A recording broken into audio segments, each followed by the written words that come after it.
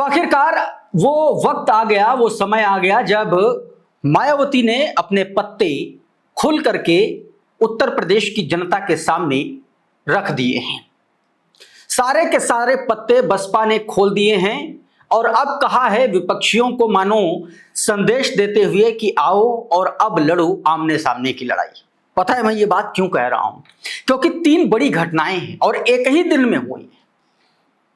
देखिए, 2-3 दिन पहले एक स्टिंग ऑपरेशन आया था, दैनिक भास्कर ने किया था और उस स्टिंग ऑपरेशन की पूरी तरीके से पोल खुल चुकी है। बहन जी जिस तरीके से उस स्टिंग ऑपरेशन के खिलाफ और अपने ही पदाधिकारियों के साथ उनके सम्मान में खड़ी होकर के नजर आई, उससे न सिर्फ बहुजन समाज पार्टी का मनोबल बढ़ा है बल्कि उनके पदाधिकारियों और कार्यकर्ताओं का भी मनोबल तेजी से बढ़ता हुआ नजर आ रहा है। और ठीक उसके बाद आज बहन कुमारी मायावती जी ने एक और बड़ा दांव चल दिया। ये वो दांव है जिससे न सिर्फ बसपा को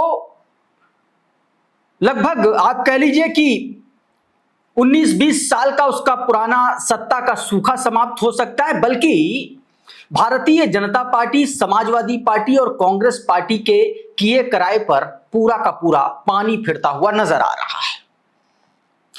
एक तो खबर यह है कि बहन कुमारी मायावती जी ने आज एक लंबा चौड़ा ट्वीट किया और यह ट्वीट आज पूरे दिन की राष्ट्रीय सुर्खी बन गया, राष्ट्रीय खबर बन गया, क्योंकि उत्तर प्रदेश का चुनाव है और उत्तर प्रदेश का चुनाव उससे पहले 2007 की तर्ज पर सरकार बनाने का ऑफिशियल ऐलान कह लीजिए मायावती ने कर दिया है, उसी पुराने फॉर्मूले के आधार पर। अभी तक मायावती जी की तरफ से इस तरीके का कोई लिखित बयान, कोई ऐसा कुछ आया नहीं था, लेकिन आज पहली बार आ गया। अभी वो मैं सबसे पहले बताऊंगा। उधर बहुजन समाज पार्टी की एक नेता, एक महिला नेता, उनके काम पर अचानक आज मेरी नजर पड़ी और आप ये मतलब आप आश्चर्यचकित हो जाएंगे कि बड़ी खामोशी से, बड़ी चुपचाप तरीके से, कोई मीडिया का प्रपंच नहीं, कोई सोशल मीडिया का झमेला नहीं,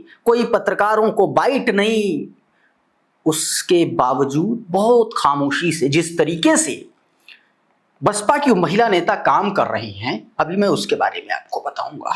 और आज एक बड़ी खबर बहुजन समाज पार्टी के बीकापुर में, अयोध्या की बीकापुर विधानसभा सीट पर हो रहे कार्यकर्ता सम्मेलन से जुड़ी हुई। माना जा रहा है कि वहां से टिकट भी फाइनल हो सकता है। जितेंद्र सिंह बबलू वहां से बहुजन समाज पार्टी के प्रभारी या ऑफिशियल कैंडिडेट बनाए जा रहेंगे या बनाए जा चुके हैं। बहुत सारे खबरें हैं, एक एक करके समझते हैं। सबसे पहले बहन जी का वो ट्वीट जिसकी वजह से भाजपा, सपा और कांग्रेस की नींदें उड़ी हुई हैं। इस ट्वीट को देखिए, इसको डिकोड करते हैं। मायावती जी ने आज सुबह सुबह 10 बजे के आसपास 9:57 पर एक लंबा चौड़ा ट्वीट किया। आपकी स्क्रीन पर लिखा कि बहुजन समाज पार्टी ने उत्तर प्रदेश में आने वाले विधानसभा आम चुनाव की तैयारियों के मद्देनजर जब से अपर कास्ट समाज और उसमें भी खास करके ब्राह्मण समाज को उनके बीएसपी में जुड़ने को ध्यान में रख करके पार्टी का उम्मीदवार बनाना शुरू कर दिया है, तब से सभी विरोधियों और खासकर समाजवादी पार्टी में उनकी नींद उड़ा देने वाली बेचैनी देखने को मिल रही है, जो कि साल 2007 की तरह ब्राह्मण समाज के योगदान से बीएसपी की पूर्ण बहुमत की सरकार बनाने जैसा ही इस बार के आगामी चुनाव परिणाम के रिपीट होने की संभावना के तहत स्वाभाविक प्रतीत होता है।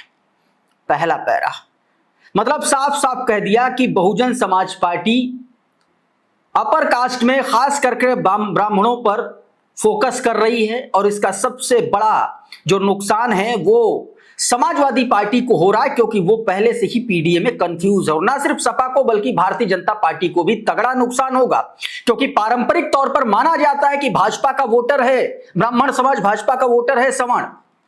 लेकिन 2007 के जिस तरीके से नतीजे आए, 2007 में जिस तरीके से बहुजन समाज पार्टी के साथ ब्राह्मणों ने एकजुटता दिखाई और उस एकजुटता का फल भी जिस तरीके से बसपा सरकार में ब्राह्मणों को मिला, ये किसी से लुका छिपा नहीं है।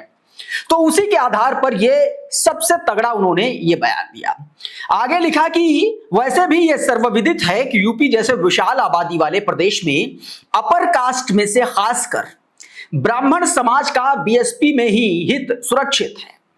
जिस अपनी सर्वजन हिताय सर्वजन सुखाय के सिद्धांत, नियत व नीति को बहुजन समाज पार्टी ने पहले पार्टी स्तर पर अमल करके और फिर सरकार बनने पर भी उन्हें भरपूर आदर सम्मान के साथ साथ उन्हें हर स्तर पर पूरी भागीदारी दे करके यह साबित भी कर दिया, जबकि दूसरी पार्टियों की सरकारों में इस वर्ग के लोग पिछले काफी समय से अपने आप को काफी उपेक्षित, असुरक्षित और ठगा हुआ महसूस कर रहे हैं। भारतीय जनता पार्टी में क्या चल रहा है ये बताने की बात नहीं। इससे पहले भी बहन जी ने कहा था कि लिट्टी चोखा और बाटी चोखा की पार्टियों के सिवाय कुछ मिलेगा नहीं।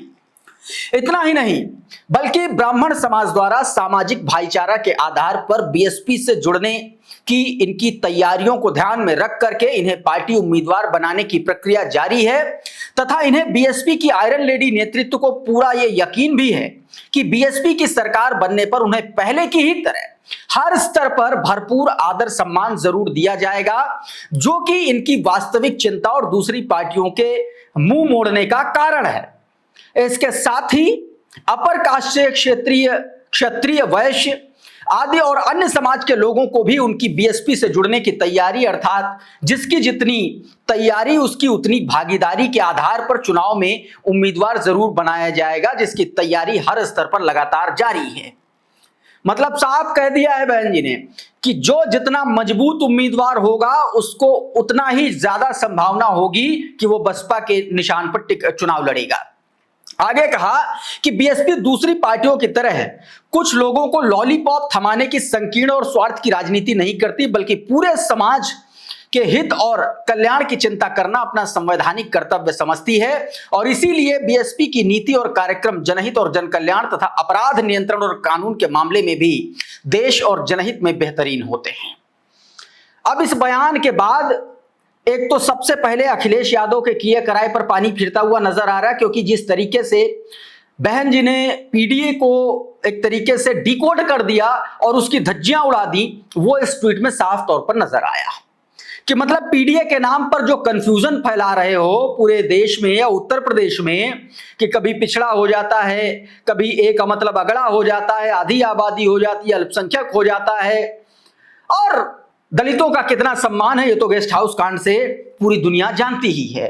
तो इन तमाम सारी घटनाओं को लेते हुए आज एक तरीके से यह माना जा रहा है कि चुनाव का ऑफिशियल बिगुल बहन जी के द्वारा फूंक दिया गया है और बिगुल एक और फूंका गया है। यह बिगुल जो बहुत शांति से धीरे धीरे बसपा की नींव को मजबूत कर रहा। मैं बात कर रहा हूं आजमगढ़ की मुख्य मंडल प्रभारी प्रोफेसर इंदु चौधरी की। इंदु चौधरी किस तरीके से बूथ पर जाकर के काम कर रही हैं उसका आपको एक छोटा सा एग्जाम्पल दे करके समझाता हूं। ये पहले तस्वीरें देखिए। अब ये जो तस्वीरें हैं, बीते दिनों आजमगढ़ में डॉक्टर महबूब आजम अंसारी जो जाने माने आई विशेषज्ञ हैं, वो बहुजन समाज पार्टी के आजमगढ़ की जो मुबारकपुर विधानसभा सीट है वहां से बसपा के ऑफिशियल कैंडिडेट घोषित किए गए हैं। ये उस दौरान की तस्वीरें हैं। देखिए ये तस्वीरें हैं, इसमें बसपा के तमाम सारे क्षेत्रीय नेता हैं, क्षेत्रीय लीडर हैं, और ये तस्वीरें प्रोफेसर इंदु चौधरी ने शेयर की हैं। और ये उन्होंने जो ट्वीट किया ये 20 तारीख को किया और आज ये वीडियो आप 22 को देख रहे हैं। उसका एक वीडियो भी आप देखिए, ये उसी कार्यकर्ता सम्मेलन का वीडियो है जब उनको एक तरीके से सम्मानित किया जा रहा था, और उस कार्यक्रम के दौरान की वो तस्वीरें हैं। तमाम सारे लोग जो है थे वहां पर इस कार्यक्रम में मौजूद थे। ये उसका वीडियो भी है।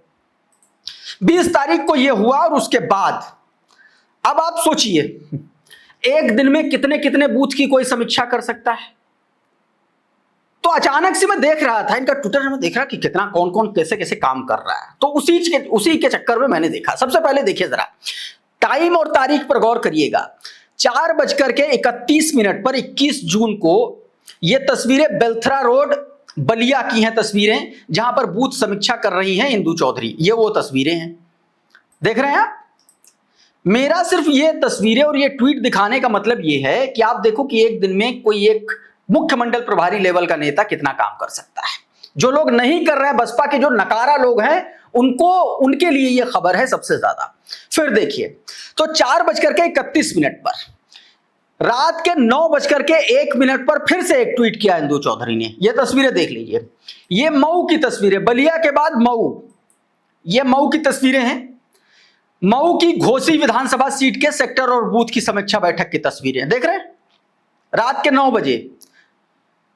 अब एक और तस्वीर देखिए, ये तस्वीरें, ये है मऊ की दूसरी विधानसभा सीट मधुबन सीट पर जो इंदु चौधरी समीक्षा बैठक कर रही। कहने का मतलब ये है, जो एक बूथ की समीक्षा करने में एक दिन लगा देते हैं, उनके लिए ये बहुत बड़ा एग्जाम्पल है कि काम कैसे किया जाता है अगर वाकई में काम करना है। अच्छा, एक और बड़ी खबर, आज जो सम्मेलन है, सम्मेलन की जो तस्वीरें निकल के सामने आ रही हैं, आप साफ तौर पर अपनी स्क्रीन पर आप देख सकते हैं। इस सम्मेलन में तमाम सारे बहुजन समाज पार्टी के बड़े नेता पहुंचे हैं। उस सम्मेलन में प्रदेश अध्यक्ष विश्वनाथ पाल जी पहुंचे, इसके अलावा दिनेश चंद्रा मौजूद थे, और जिनकी सदस्यता जिनको उम्मीदवार का ऐलान किया गया, जितेंद्र सिंह बबलू, वो 2007 में बसपा के ही टिकट पर विधायक रहे हैं। और एक बड़ा कार्यक्रम वहां पर आयोजित किया गया। एक तरीके से बहुजन समाज पार्टी ने अपना दमखम दिखाया, अपना शक्ति प्रदर्शन किया। हजारों की संख्या में यहां पर बहुजन समाज पार्टी के कार्यकर्ता और पदाधिकारी भी मौजूद थे।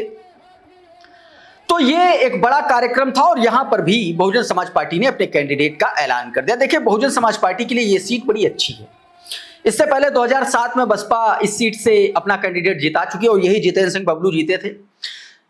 चूंकि बहुजन समाज पार्टी के लिए बड़ी उपजाऊ जमीन टाइप की ये सीट है, क्योंकि माना जा रहा है कि ये जो सीट है, यहां पर सबसे ज्यादा जो वोटर हैं वो एससी समाज के वोटर हैं, एससी वर्ग के वोटर हैं।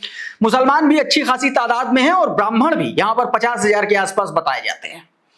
इसके अलावा कुर्मी हैं, कोरी हैं, निषाद हैं और तमाम सारे इस तरीके के वोटर हैं। लेकिन 3 वर्ग जो बड़े हैं, उसमें सबसे बड़ा वर्ग एक ये है कि मुस्लिम, सबसे बड़ा एससी मुस्लिम, उसके बाद है ओबीसी और उसके बाद दोस्तों सवर्ण, और सवर्णों में ब्राह्मण। तो इस तरीके से आप समझिए कि एक बड़ा दांव यहां पर खेला है। जितेंद्र सिंह बबलू को कैंडिडेट देकर के एससी और सवर्णों का कॉम्बिनेशन बनाया। अब चूंकि 2007 में बसपा इस सीट से चुनाव जीत भी चुकी थी, वैसे भी अभी मौजूदा वक्त में यहां भारतीय जनता पार्टी के विधायक हैं और इससे पहले भी उन्हीं के परिवार से विधायक रहे हैं। प्रतिभा सिंह मेरे ख्याल से नाम था, वो विधायक रही और दोबारा यहां पर लगातार भाजपा चुनाव जीती है। समाजवादी पार्टी भी 2-3 बार, 4 बार यहां से विधायक रहे हैं सपा के, और एक बार जो है निर्दलीय भी यहां से जीता। तो एक बार सपा, एक बार निर्दलीय, 4 बार सपा और 2 बार, 1 बार बसपा और 3 बार यहां से टोटल जो है भारतीय जनता पार्टी चुनाव जीत चुकी है। लेकिन इस बार बहुजन समाज पार्टी ने एक सटीक उम्मीदवार मैदान में उतारते हुए सीधे तौर पर माना जा रहा है कि भारतीय जनता पार्टी के कैंडिडेचर को बड़ा झटका दिया है। इस वीडियो में बहरहाल इतना ही। बहुत बहुत शुक्रिया, बहुत बहुत धन्यवाद। आप जुड़े रहिए आपके अपने चैनल खुदरंग के साथ। नमस्कार।